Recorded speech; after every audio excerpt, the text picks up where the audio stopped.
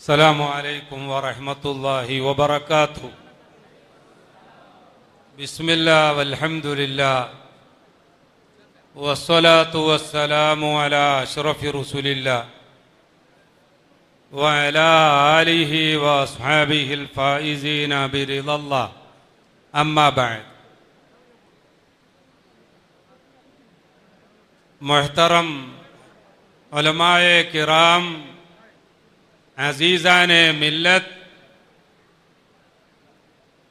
और मुअज़्ज़िज़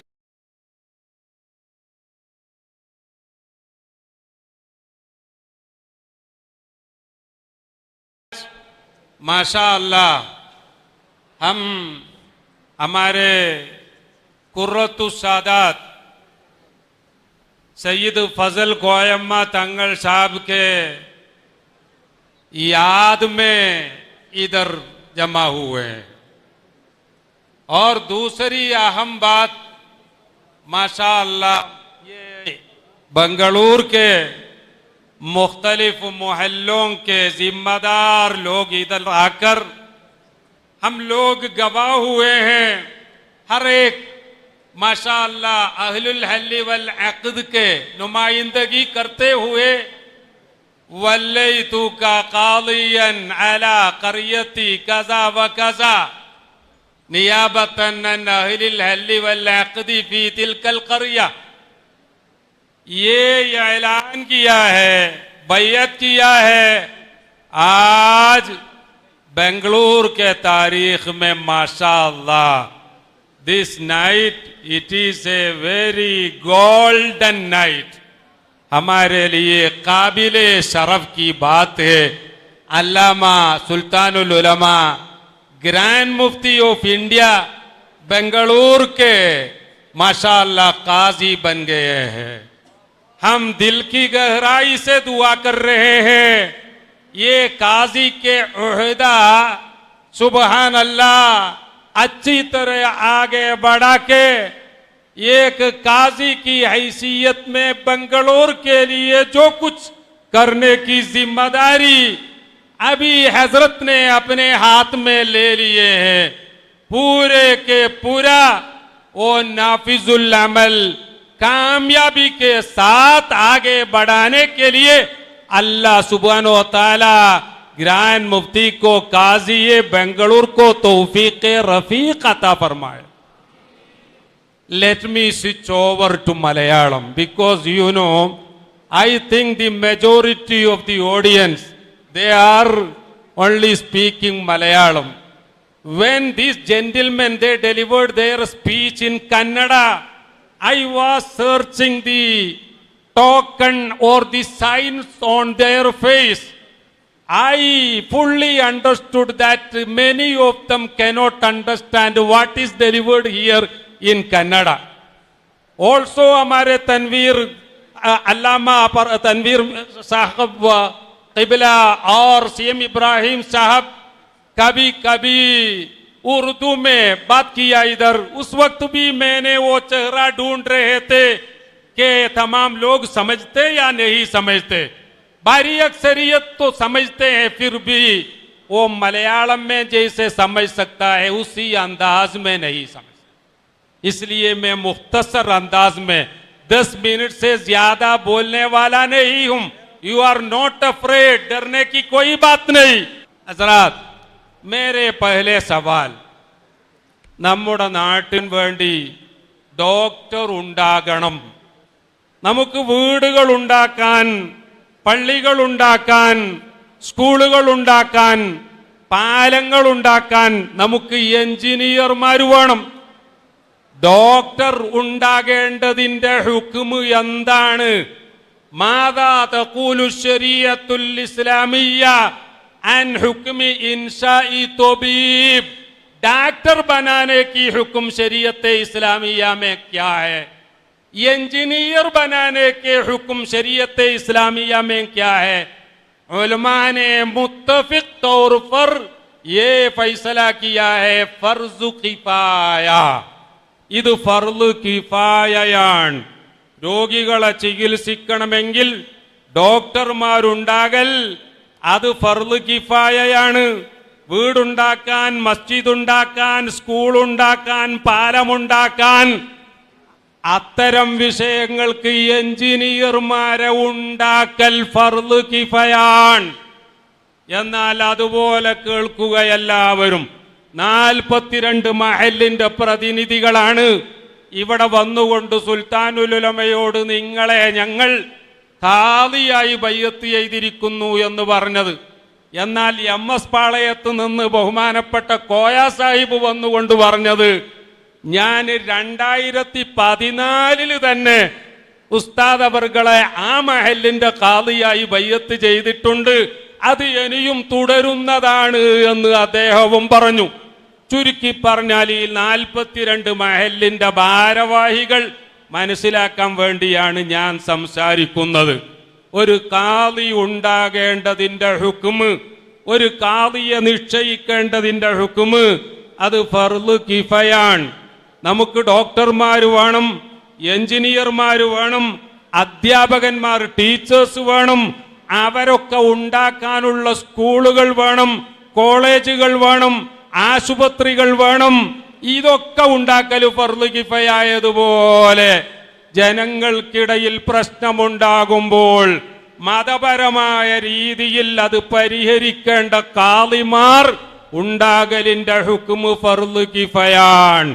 അതേപോലെ തന്നെ ജനങ്ങൾക്കിടയിൽ അവർ അക്രമം കാണിക്കുമ്പോൾ അക്രമത്തിന് ഇരയായ ആളുകൾക്ക് നീതി വാങ്ങിക്കൊടുക്കേണ്ടതിന്റെ ഉത്തരവാദിത്തം ഖാദിമാർക്കാണ്. ആ ഖാദിമാരുണ്ടാകേണ്ടത് ഫർള് കിഫയാണ്.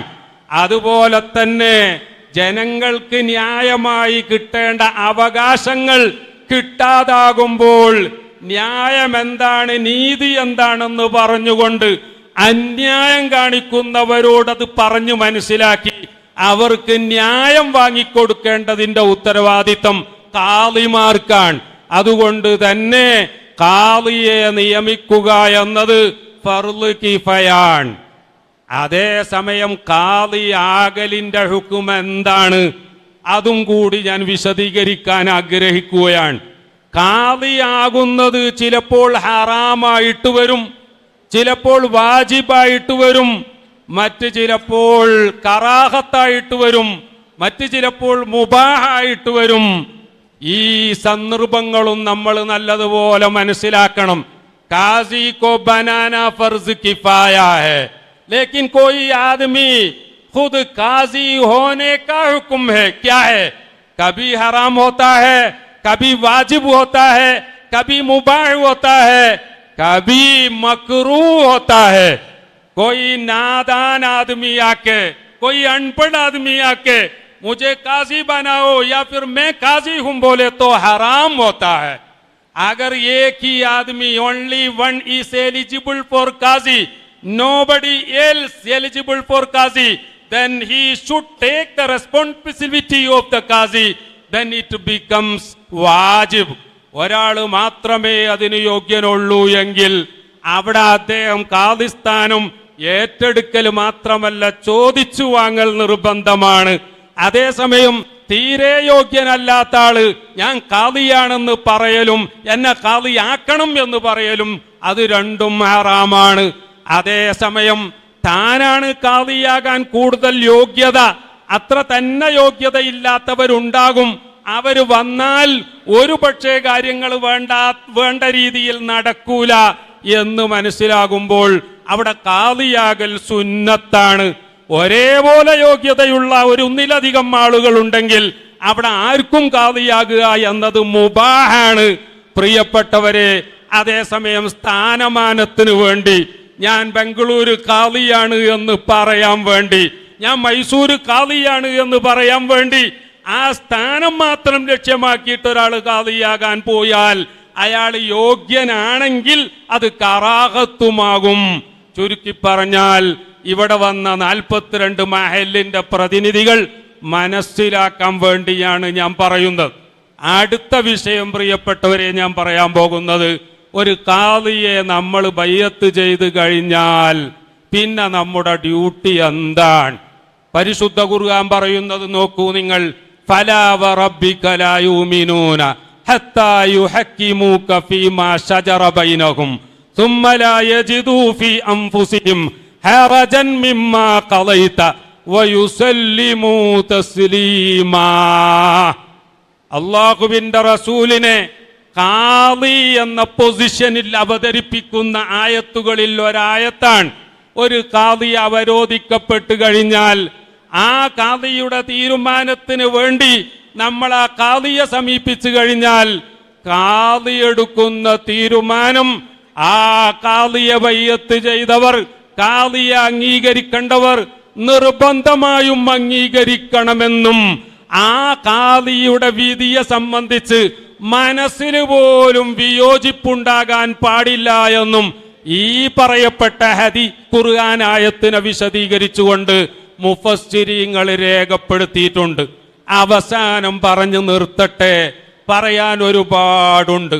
ബഹുത് കുച്ച് ബോൽനെ കാ ഹൈ ലേക്കിൻ ആഖിർ मैं 3 काजियों के बारे में हदीस शरीफ में क्या इरशाद गिरामी दिया उसके बारे में भी इशारा देते हुए खत्म करता हूं.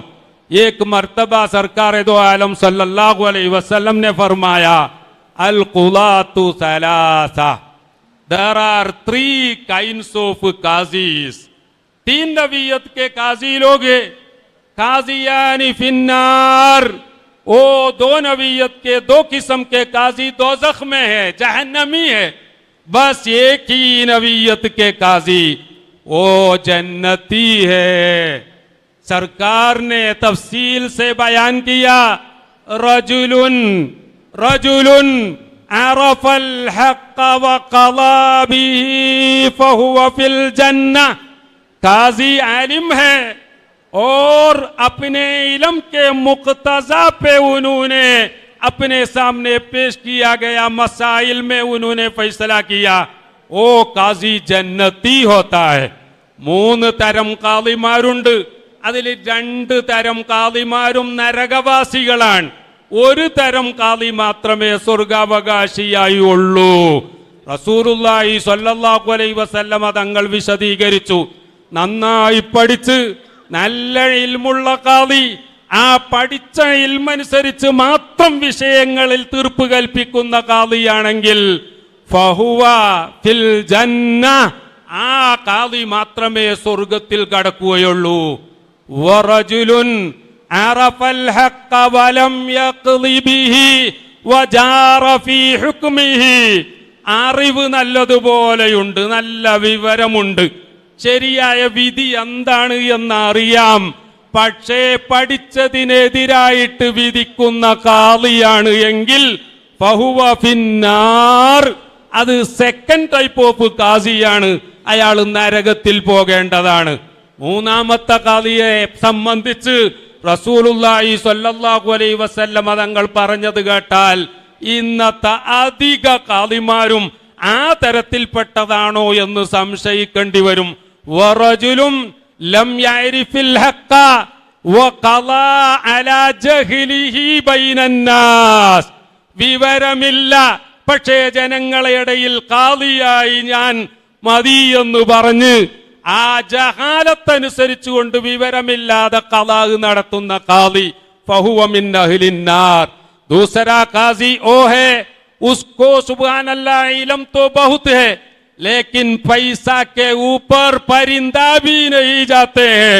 वो पैसा के बिना पर सच्चाई के खिलाफ कजा देता है, वो अहलुन्नार जहन्नमी है. तीसरा अनपढ़ है, नादान है, जाहिल है, लेकिन लोगों के दरमियान में काजी के उहदे पर मैं काजी बोल के बैठता है, फिर जहालत पर फैसला देता है, ये काजी भी जहन्नमी है. खत्म करता हूं हज़रात.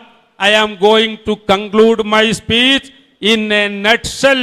What I have told you, the office of a qazi is a grand office. It is not any kind of game. It is not like a cricket game or any other game. It is very serious one.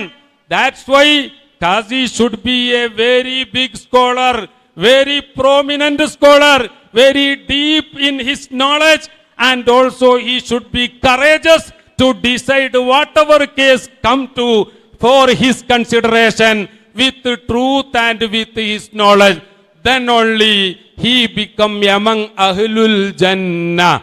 खुलासा ये है काजी के office और जिम्मेदारी बहुत संगीन है, भारी जिम्मेदारी है। माशाअल्लाह शेख साहब को, सुल्तानुल उलमा को हमारे काजी की हैसियत में अल्लाह सुब्हानहू व तआला ने हमको ये काबिले शरफ की बात की सुनहरा मौका दिया है। अल्लाह सुब्हानहू व तआला हजरत को ज्यादा ज्यादा तौफीक रफीक अता फरमाए और हमारे सईद कुर्रतुस सादात के बुलंद दर्जा अल्लाह सुब्हानहू व तआला बुलंद करे। आम तमाम लोगों को सरकार दो आलम सल्लल्लाहु अलैहि वसल्लम के साथ जन्नतुल फिरदौस में जमा होने के तौफीक रफीक से अता फरमाए। व आखिरु दावाना अनिल हम्दुलिल्लाहि रब्बिल आलमीन व मा अलैना इल्लल बलाग। वस्सलामु अलैकुम व रहमतुल्लाहि व बरकातुहू।